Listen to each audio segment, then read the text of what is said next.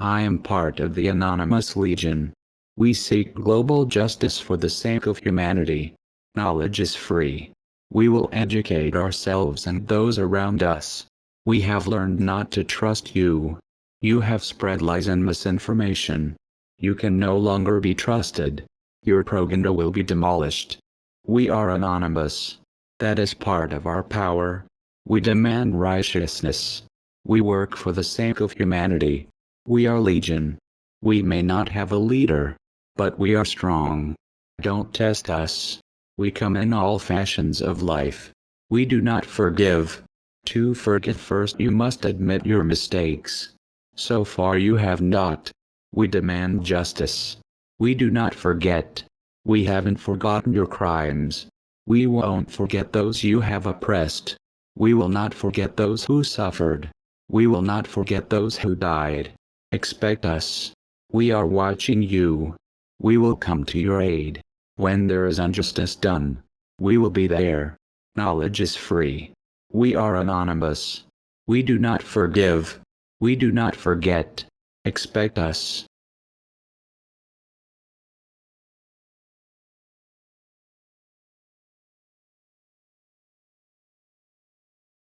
I couldn't help notice another irony this week as Fox News loved the Hillary story, obviously. They were like a dog with a new chew toy. And yet, not a word about the Bill O'Reilly situation. And let me read to you Bill O'Reilly's words, and you tell me if he is not just a blatant, bald-ass liar. He said, "I've reported on the ground in active war zones from El Salvador to the Falklands." No, you haven't. There's no gray area here. A war zone is where the war is going on. You were in the capital of a country that was at war, but the war was 1,200 miles away. 2, Bill O'Reilly, "I saw nuns get shot in the back of the head." No, you saw pictures of that. Bill O'Reilly, "I've seen Irish terrorists kill and maim their fellow citizens in Belfast with No, again, you saw pictures of it. It's not the same thing. I've seen pictures of the Hindenburg. I don't say, I saw the Hindenburg go down. I mean, okay, one last one. Okay, there was a guy who was a friend of a Russian guy in America. He was a friend of Lee Harvey Oswald. So, as you might imagine, he's been of some interest to reporters for all the years after the Kennedy assassination. Maybe that's why in 1977 he killed himself. Okay, here's Bill O'Reilly on that in his book, Killing Kennedy. As the reporter knocked on the door, he's talking about this guy's house, he heard the shotgun blast that marked the suicide of this Russian, assuring that his relationship with Lee Harvey Oswald will never be fully understood. By the way, that reporter's name was Bill O'Reilly. No, it plainly wasn't. There is a tape of him on the phone with someone talking about this, which happened in Florida when Bill O'Reilly was in Dallas, with Bill O'Reilly saying, "I got to get on a plane to cover this." These are out-and-out lies. Now, I understand why Fox News backs him, because they're not really a news service. So they're like, you expect the truth? That's not what we do here. But why isn't the mainstream media going after him with the same ferocity, the supposedly liberal media, as they did to Brian Williams? Because I suspect it's because they know what you just said, which is Fox News isn't a real news organization, and Bill O'Reilly isn't a real journalist. Yeah, I mean, Bill O'Reilly being full of shit about something is not a news story. Right. It just isn't. I mean, okay, but it seems amazing the way this guy gets away. Now, remember that sex scandal he had? Did the same thing. Just intimidated people, bullied them. I mean, he said about this one to the New York Times reporter, "I'm going after you with everything I have. You can take that as a threat." You know what?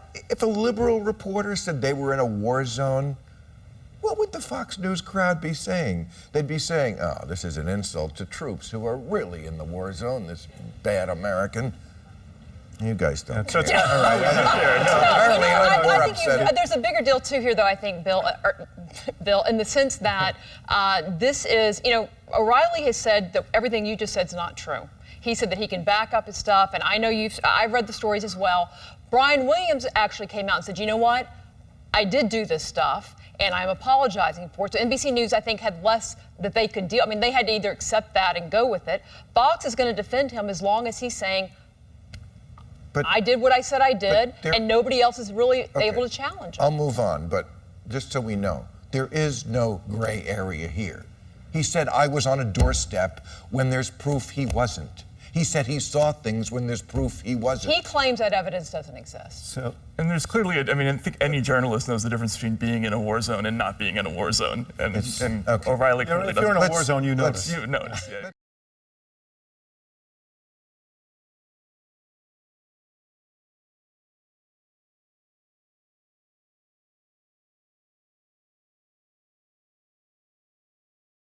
This one is to Bill O'Reilly.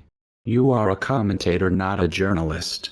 You've lied to us too many times. We are tired of the lies.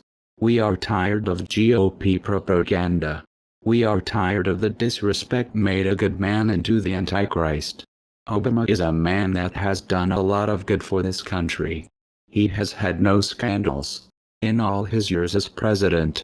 Not so for Fox News, which is not news at all.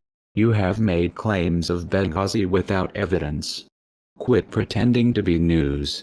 Quit spreading fear among America. And in the Impact segment tonight, as we've been reporting, President Obama is mounting a counteroffensive to try to boost his standing in the job approval polls. Of course, Obama supporters all over the country are rooting for him. And one of those supporters is Bill Maher, whom I talked with yesterday. So, Maher, why do you think President Obama is having so much trouble in the job approval polls? I mean, what's driving him down?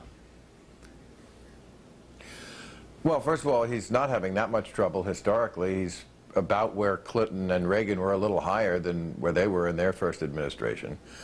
But it's partly the fault of the opposition. There's a lot of disinformation out there. I'm not saying where it comes from. And the lion's share of the fault goes to the Democrats. They do not brag about their accomplishments. But there's something more in play here, I think. And I just wondered if you had noticed anything about the president's presentation or the way he goes about his job that you might point to. Well, obviously people think he's a little bloodless. I happen to like that in a president. I like a president who uses his brain and not his faith or his heart or his gut, as the former president did. I kind of like that in our president. But, again, they don't brag about their accomplishments. And when you downplay the economy, all of the dissatisfaction with him is about the economy. And, of course, a lot of it is racially. You think it's racially? I mean, you're on that bandwagon of if you don't like him, you're a racist, and you can't be there. Maher, that's not you. You can't be there. Oh, so you don't think it's racially involved at all? He was elected by 53% of the public, and when he took office, his approval was over 70. Come on. But Bill, just for example, I mean, the tea beggars, they're the ones who are so upset about the debt. Most of the debt came from Bush. That's just a fact. And under Bush, Cheney said it, deficits don't matter.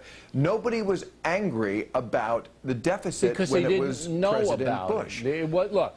President Obama has spent more money. They didn't know about it. No, they didn't. It wasn't a big issue as it is now. He's the biggest spending president in the history of the republic, Maher. You got to know that, man. Of course well, first of all, that's not a true statement. He's not the biggest spender. Bush was the biggest spender. No, Obama's his budget is bigger than Bush's budget.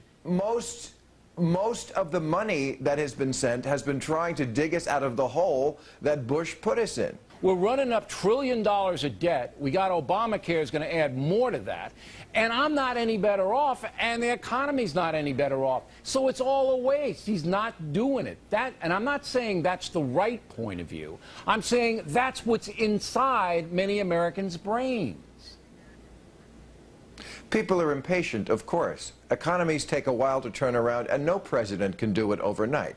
Not this one, not the former one, not Ronald Reagan. But the reality of the situation now is you have a president that you like. I think you support Obama still. Okay? We have him on the rocks now. He's going to lose the House, probably, maybe lose the Senate. Therefore, he's going to lose his power except for veto. And there's a reason why. It's not that Americans are racist. It's not that Americans are impatient. It's that they want, after almost 2 years, some improvement, and we haven't seen it. Well, we've seen a lot of improvement. We stopped torturing people. We can have stem cell research again. Health care, you know, people can't be thrown out of a hospital.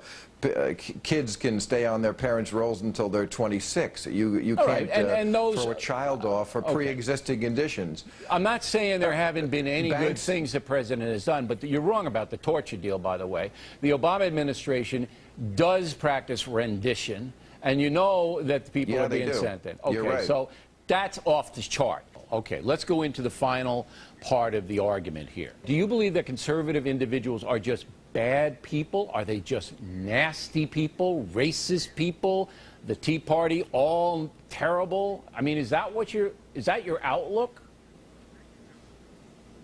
No, not entirely. People are individuals, but I do think in general, yes, they're more selfish and they're more likely to advocate policies that serve their own interests and don't think about anybody else. You were, when I first met you and you're doing the ABC show, not nearly as liberal as you are today. How did that happen? Well, the country changed. You didn't change. The people who are basically, yes. I mean, at some point in the last 20 years, the left moved to the center, and the right moved into a mental institution. I mean, there used to be ideological differences that were understandable, and there used to be moderate Republicans. That has gone away. I mean, the Republican Party now is just a bunch of religious lunatics, flat earthers, and Civil War reenactors. So I don't think it was me who changed so much. All right, so you're in with the all-American crew like Michael Moore and these guys who just love their country. And look, if you can't see the extremism on both sides, I'm flabbergasted. There really isn't extremism on both sides. That's a canard. There isn't. There's extremism no extremism on the right. There's not that much extreme. There is some, but nothing to talk about. Not really. There's no movement like the Tea Party movement. All right. There are no people saying we should get rid of. Move on. The Daily Coast. Those people, they're just normal kind of people. And yeah, they are normal kind of people. All right. Why, you think liberals are not normal people? I didn't say liberals. That's a far left crew. All right, now tomorrow, we're going to have part 2 of the interview where Maher says you are a dunce if you believe in God. Gotta love him. And by the way, we will post the entire Maher interview, all 20 minutes of it, after tomorrow's broadcast on foxnews.com unedited.